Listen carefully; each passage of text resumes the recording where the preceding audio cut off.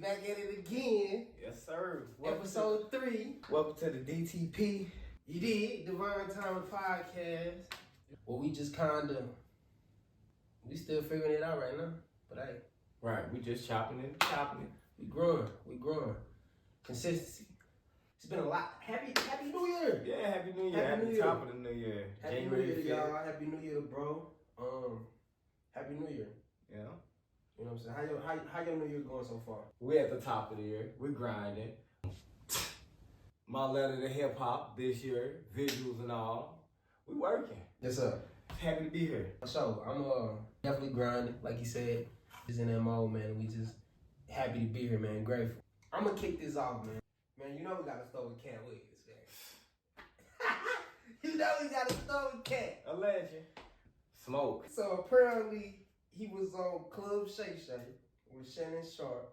Shout out to Shannon. And spoke for almost 3 hours on his history. He gave us his perspective, you know, over the course of the past 25 years, somewhere up in there.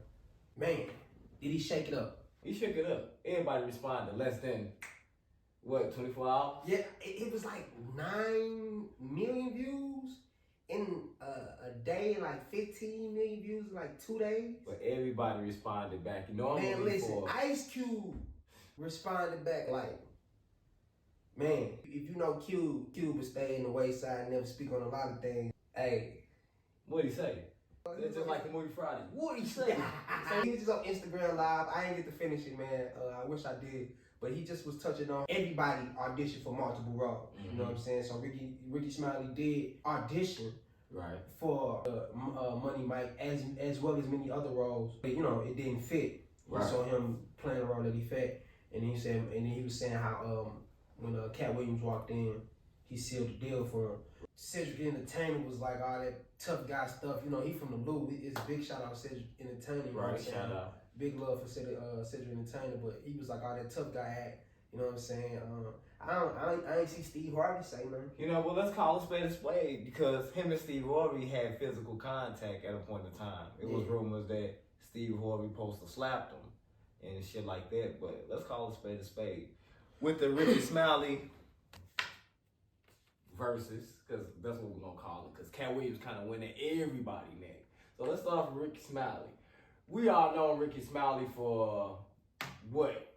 Being the church, prolific at his best, philanthropist, all around radio, community activist. That's what I call Ricky Smiley.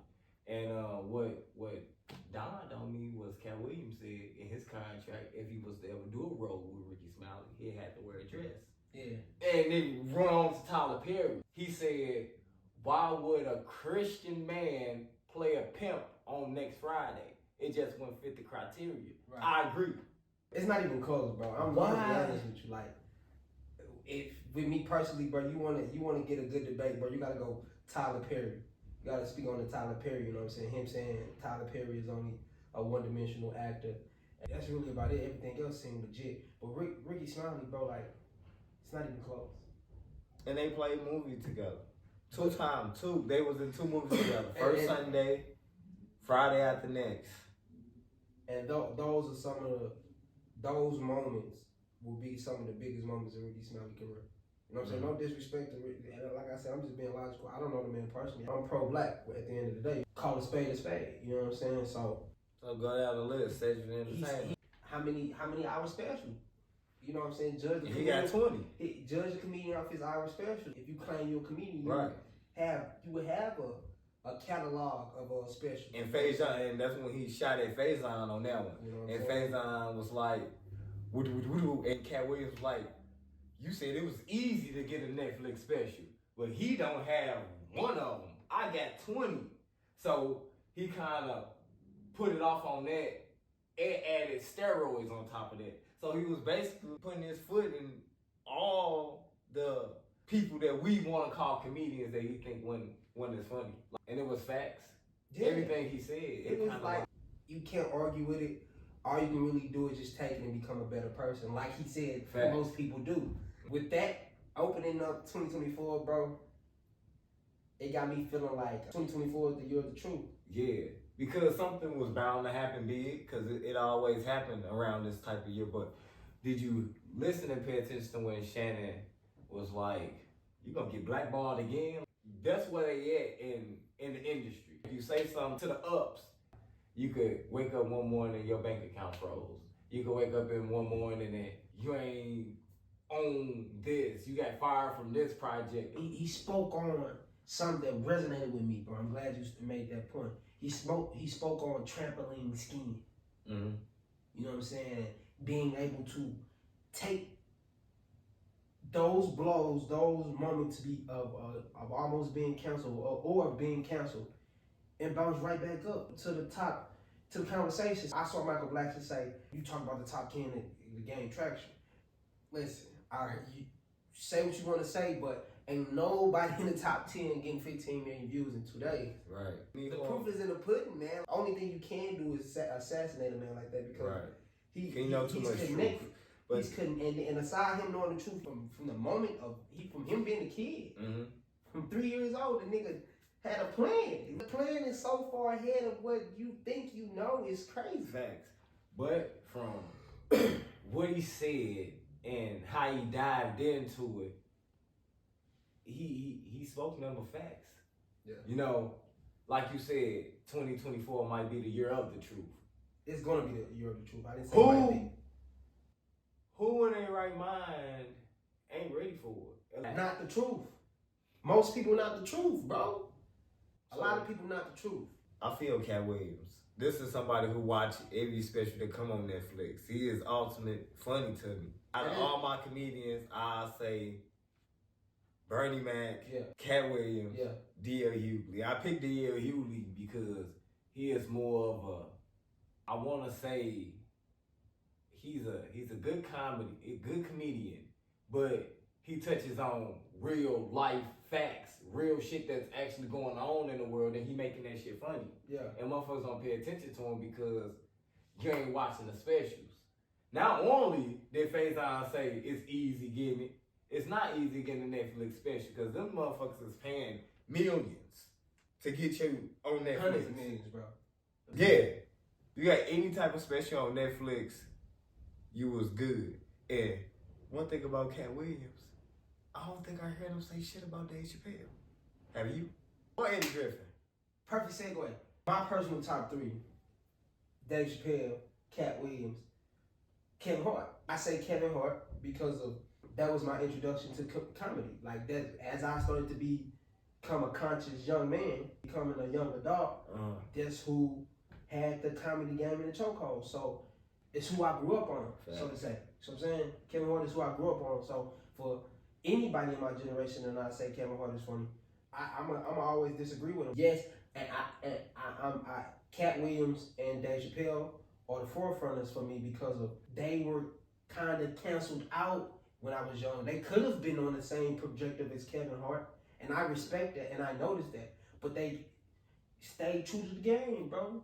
You know what I'm saying? They stayed true to the game and they went through the trials and tribulation that comes with being a great. So do you disagree with Cat Williams when he says Kevin Hart is not funny, overhyped? No, I don't disagree. Kevin Hart is overhyped for sure. You know what I'm saying? But he's funny though. He's goofy. Funny. He's goofy. And he's only overhyped because of what? The decisions he made. Mm-hmm. You would want a person to make good decisions for themselves. As a comedian, I can see why he would say what he say about Kevin Hart, you know what I'm saying, because he's competing with him. Mm-hmm. But as a person, bro, you gotta salute it. So when Cat Williams spoke about P. Diddy and turning down $50 million twice, the Illuminati, I think that interview took a turn. And I think it took a turn towards the industry because Cat Williams not afraid to throw some gems. And these gems be shit that only the industry know about. We don't really know about these gems when they dropping them. They talking about these parties. And they talking about these other activities within these parties. We ain't gonna never know that. So what you think when he come down on that narrative, Illuminati? I'm gonna keep it short and sweet. That's what Cat Williams known for. When you speak on him being canceled, Remember the trampoline skin I was just speaking on? He got to see that trampoline skin because of him going after the industry. Well, Cat Williams, it's been good. They hate to admit it, he represent the trenches. It is what it is, man. Hey, we call a spade a spade. Yeah, let's keep eyes on that brother. I want to take a moment to speak on the Marquisha Williams situation. The domestic violence victim, mother of four, who lost her life due to an obsessed, in my opinion, mentally unstable man who took an innocent woman who at one point would do anything for you and just had enough of you not being loyal, in my opinion, decided to take her life because she had enough. I personally want to speak on it because one of my jobs, man, before they found the husband, excuse my language, before they found the kid's father, he uploaded the picture to the job group chat. He was like, hey, he posted this on your page for you. You know me. Mm-hmm. Instantly posted. My mom's hit me. He talking about some, son, you know her?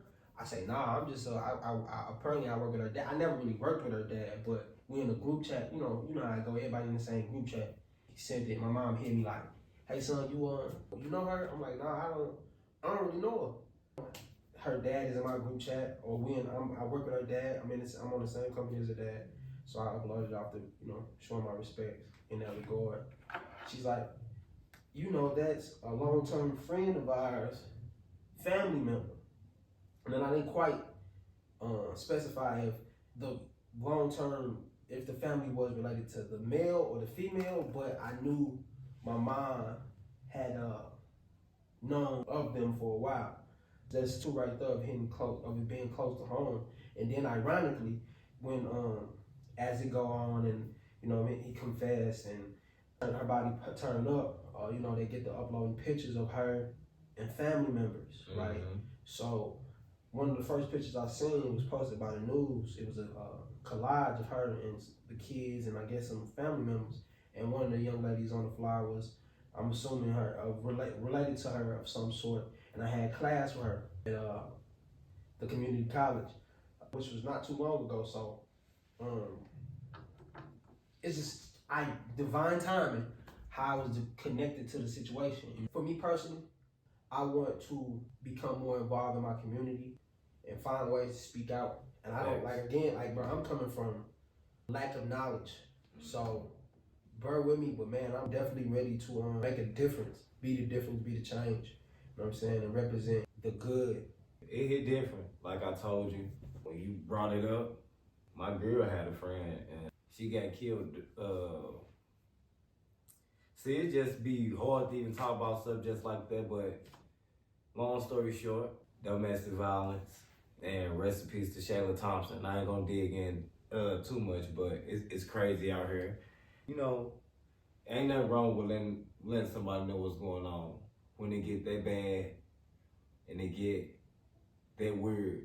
Even if you ain't looking for no type of judgment, just always make sure you got two sets of ears and just make sure they more understanding and make sure you just, take your time expressing and telling how you feel and what's going on in your life to the people that you care about. Because it's gonna be those days, these same people gonna have to look for you and, just give them a fighting chance to be there for you, you know what I'm saying? If anybody going through it, please reach out to me or who agencies or whatever you're comfortable doing, man. But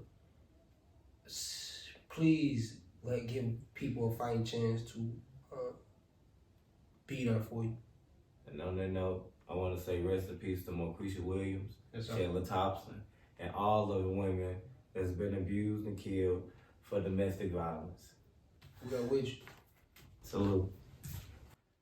So, Scarface, Tiny Desk. Oh.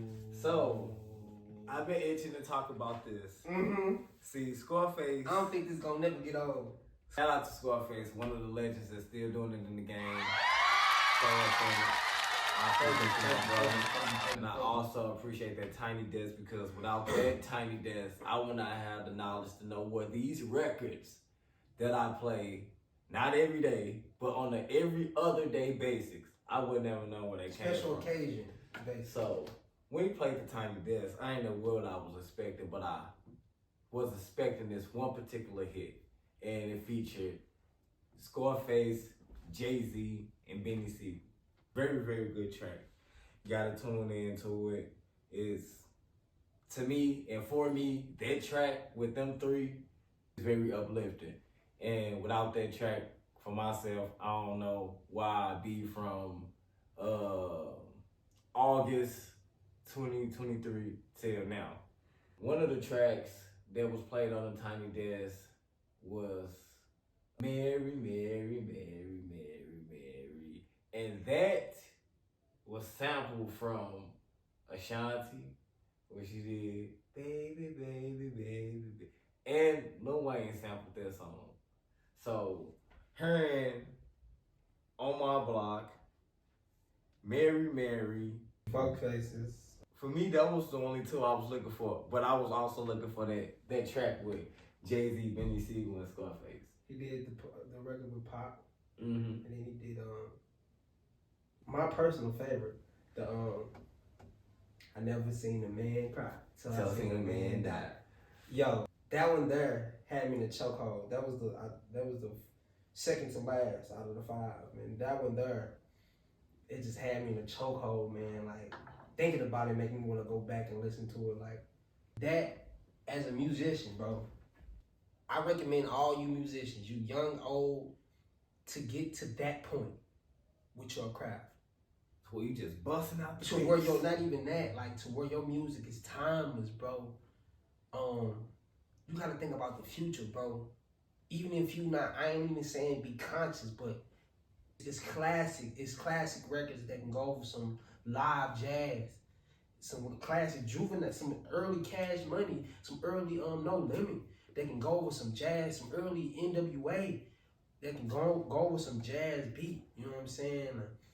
And just take you to another place and take the lyrics of the song to another place and to where you can really appreciate the lyrics of the record, bro. Yes, I was mind blown, bro. And I want to thank Scarface for that moment because me, my big brother, and my dad got to share a moment, you know what I'm saying, on Christmas Eve, watching that, you know what I'm saying, which I don't got a lot of, but thank you, you know what I'm saying, for that. You can kind of 10 out of 10, 10 out of 10, that performance, 10 out of 10, Tiny Desk, great job.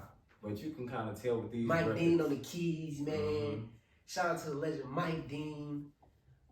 Shout out to the whole band, bro. Y'all did phenomenal. The background singers, all y'all did phenomenal. I love the passion, bro. I'm at a point in my life where I respect passion.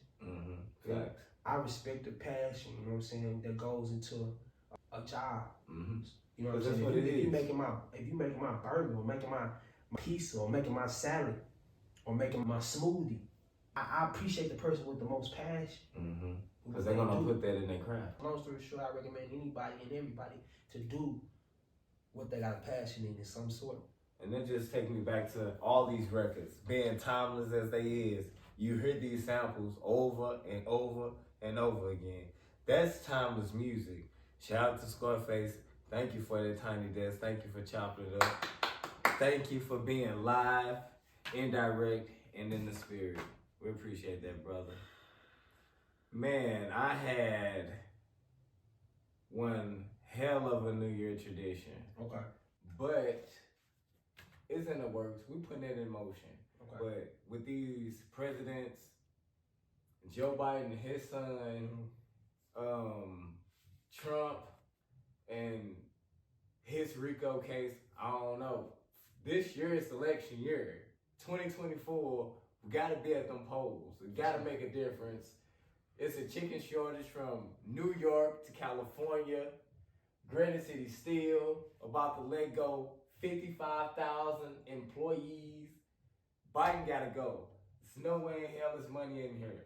I had more money and more fun with the nigga I knew more about. He ain't like black people, but he told us that we had more money and we had more fun. COVID was a goddamn experience. Everybody was live. Everybody DJing. Who the fuck wasn't on the 1 and 2s? I don't know. Something got to change. This year's election year, y'all make sure to be down there. They gonna let you off work early to do that because they did that shit 2-3 years ago. So y'all make sure to tune in to that. And that's what I had to say on that. So, how you feeling about the candidate? I'm motherfucking Trump all the way. Okay. Yeah, I am. I'm with the person that give me money. I struggle. Biting your ass gotta go. You get to the goddamn podium, your eyes closed, you're talking, you ain't even at the motherfucking mic yet. I don't understand you, sir. I disagree. I don't understand you. You have to get to the mic first. Yes, sir. No motherfucker know what you just said. Yes, sir. Then you, eyes closed, open the motherfuckers, send some stimulus. Motherfuckers need help down here. Hey, listen. I heard that subsidy is real, bro. That shit ain't real. I heard it's They real. have a whole bunch of motherfuckers calling your phone, you can't get them Man, to stop. listen. I heard it's real, bro. One of my coworkers got him five. It don't be 6,000 like they trying to say. Shouldn't even said that his ass going to jail. I ain't jumping on that. I ain't jumping on it was just it's an insurance thing. You sign up for you sign up for their insurance and they take you pay so much, but it's like but you can't miss it. It's on everywhere. It's on every commercial. Yeah, you can't miss it. But I'm gonna tell you what messed me up though. I don't even want to mistake his race, but he's not white, he's not black, he's not Asian, he's not Native American. Damn, we don't know what he is. We don't know what he is. But he don't see those subsidized ads. So I'm thinking, are they targeting, the black community? I like how you put that together. I like that. Dr. Umar. I don't know if you've seen him. He was on Joe Budden. He was under slander from Marshall Mathers fans because he made a statement to say that Eminem cannot be considered a great in hip hop. And he went on to use examples of other races saying that a person outside their race can't come in and do something that race takes serious, compete in, and be the best. I want to say, like, I can't think off the top, but I know he used, like, religious. So, touchy situation. What would you on the line at? Because Eminem is a great. He's most definitely in the top 5. For sure. But for the sake of the argument, man, like, he made a hell of a point. Only thing wrong with the situation is he's not black, and hip hop is mostly a minority. It's a minority type of thing. That's my only thing that can shut him up is the fact that we're all Americans. Yeah, because they're gonna put that down now. You know what I'm saying? But they're gonna put on our shit African American. No, we not. But he would classify as European American, but we're still all American. So therefore, it's the thing, Dr. Umar. You gotta realize things become Americanized, man. Once things become Americanized, any American or any person that has citizenship can participate in it.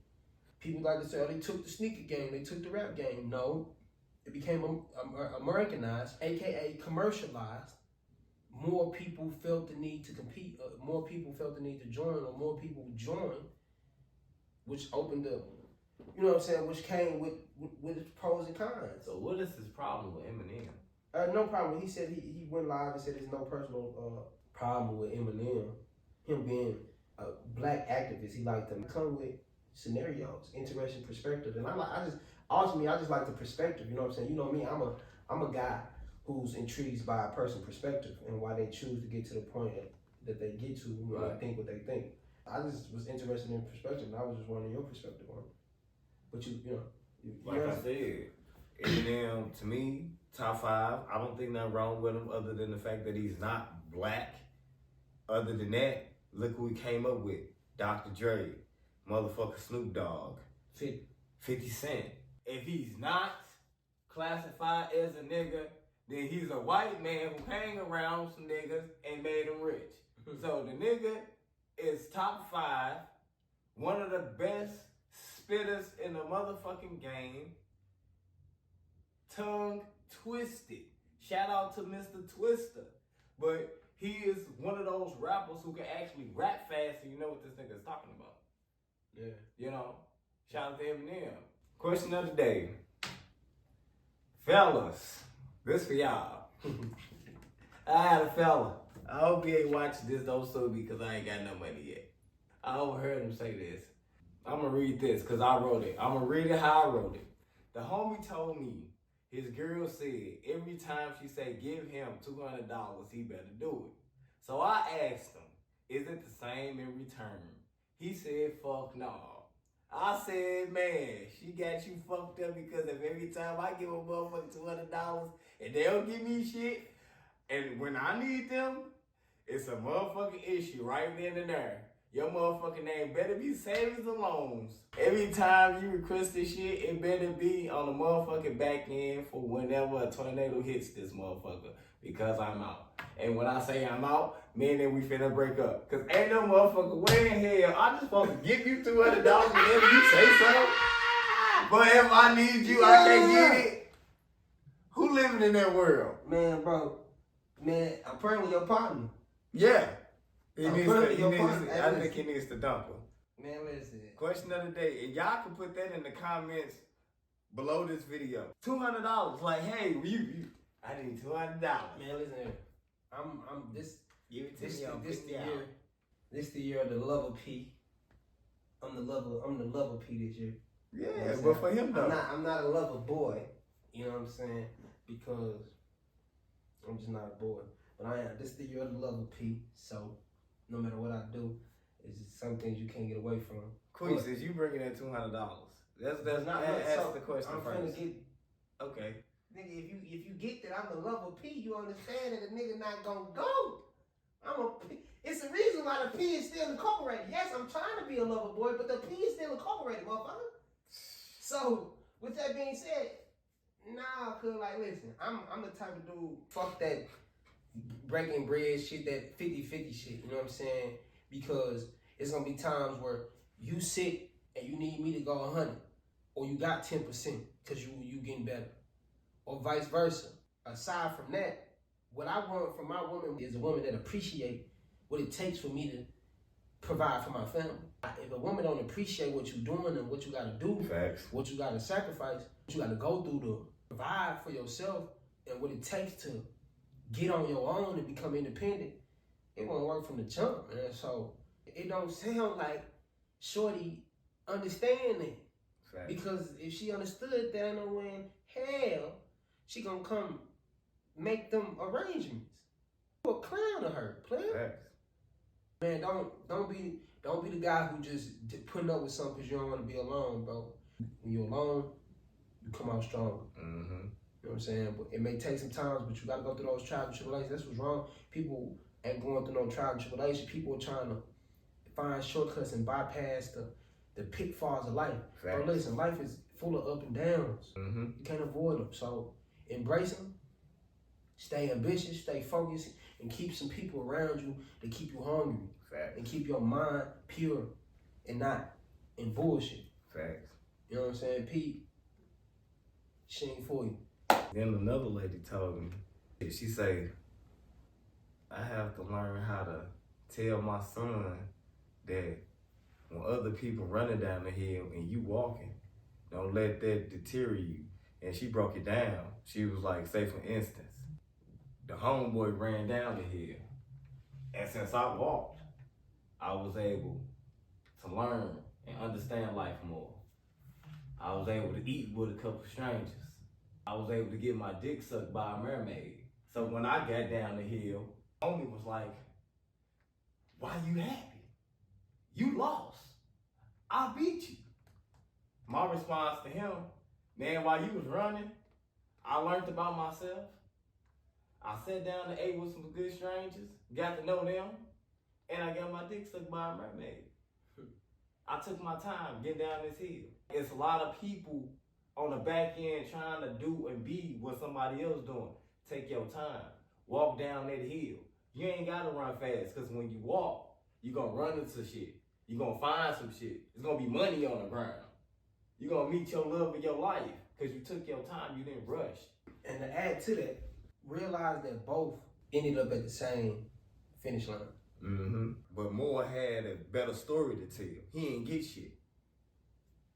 Of course, you said all that. But you know what I'm saying? Think of that too though. People be so in a rush. Yeah, you touched 100,000 before me, but I'm here now. Yeah, you touched 100 million before me, but I'm here now. Yeah, you got a BET award before me, but I'm here now. Yeah, you got a mainstream acting role before me, but I'm here now. Yeah, you were supervisor before me. Yeah, you had a job before me, but I'm here now. I got one topic that I want to touch on. I'm listening to my book called Unfuck Yourself. He touched on the subconscious desire to prove your parents did a bad job raising you. I wanted to highlight that and bring it up, get your perspective, but also mention that this topic, this conversation is a key to a lot of doors that could be open for the better or for the worse, depending on the person. People are going out their way to self-sabotage their life in different forms. Some people go extreme, some people go minor, to hurt their parents' feelings. Grow up.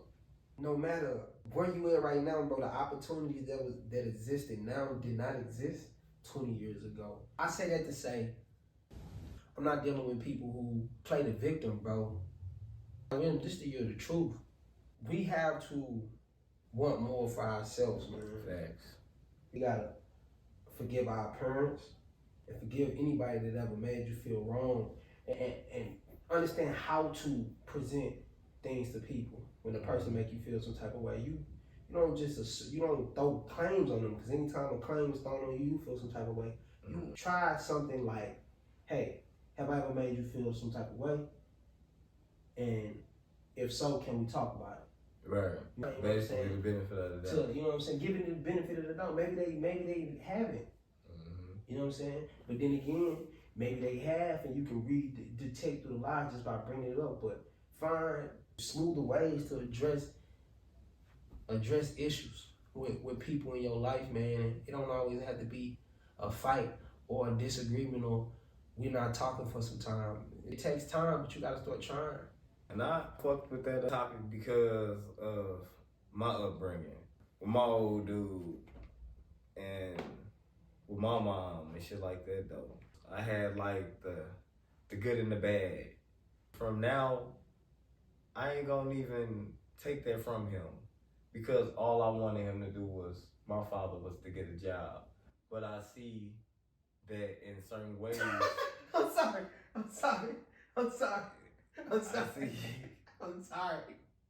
Yeah, I was editing, nigga. What? Let me get to this.